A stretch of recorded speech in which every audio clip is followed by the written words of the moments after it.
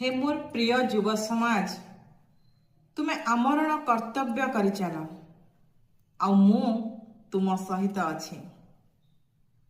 जेबे मध्य मु देह त्याग करे मोर आत्मा मध्य तुम सहित रहिब।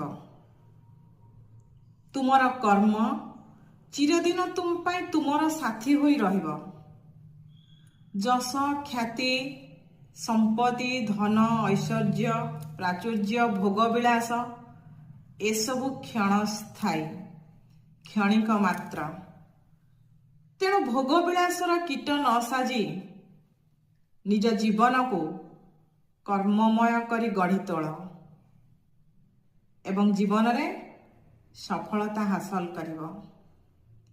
एही होछि पूज्य यशस्वी योगी स्वामी विवेकानंदंकर आह्वान युव समाज पाई।